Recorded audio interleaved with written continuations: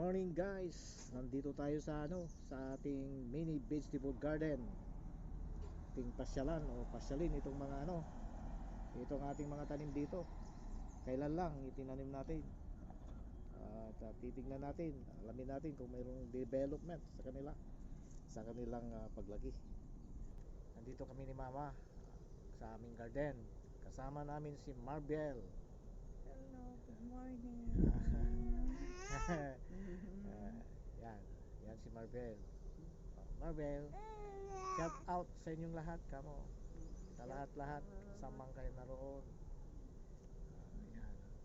Yan. Good morning sa inyong lahat kamo. Ito yung mga tanim natin may talong tayo. Talong. Yan. Talong. May okra pa tayo. Yan, okra. Yan. May sitaw. Sitaw. Tingnan naman natin yung yung dati nating tanim na, yung mga nauna sa kanila. Yung kamote, wala pang lumalabas na talbos. Wala pang sign na tutubo ito. Parang wala na ata. Pero no problem. Palitan natin yan. Kung halimbawa man hindi tutubo. Ito, may talong pa tayo rito. Yan. Mayroong kamatis dito. Yan, kamatis malalaki na itong mga kamatis natin dito. Ito yung punla natin kamatis, yung pinaghahanan ba natin ng itinanim natin sa grow bag. Okay. Ito may tanim tayo rito na garlic. Tumutubo na. Okay. Kailan lang yung kamatis yung mga kamatis. Yan Stahin natin mga kamatis natin. Yan mga kamatis. Kamatis. Yun, kamatis. Kamatis. Kamatis natin. Sa bandang gilid to may talong. Talong yun. Meron din tayo rito. Kulang yan. Kulang petsay. Saka ito yan palaya. Meron din tayong palaya rito. Yan, iba-ibang uri ng ng vegetable ang nakalagay dito sa sa na yan, sa bag na yan. Okay, may pinya tayo rito. Yung dati nating tanim na pinya na. Halatang na siya. Umaangat na yung dahon mula sa pinakagitna nito.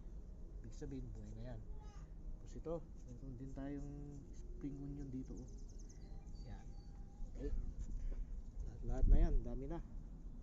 Puno na itong natin, itong espasyo rito sa pinagtatamnan natin ng mga tanim. Puno na. Tapos wala na tayong lalagyan ba ng dadagdag nating tanim pa. Diba? Dami na.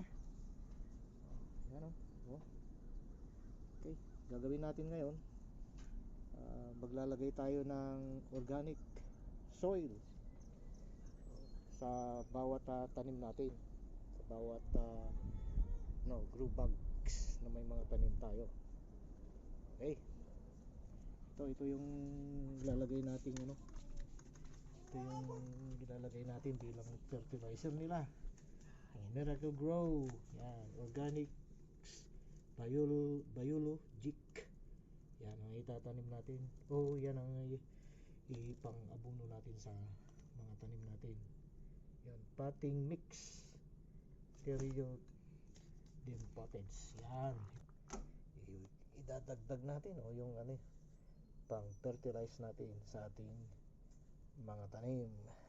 Ang organic soil na ito ay yung pangtulong ba sa mga halaman o sa mga tanim natin na lalaki.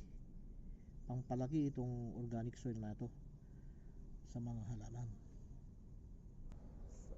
So hanggang dito na lang at salamat sa inyong pagsama sa amin sa aming pagbisita ba sa ating mga tanim dito.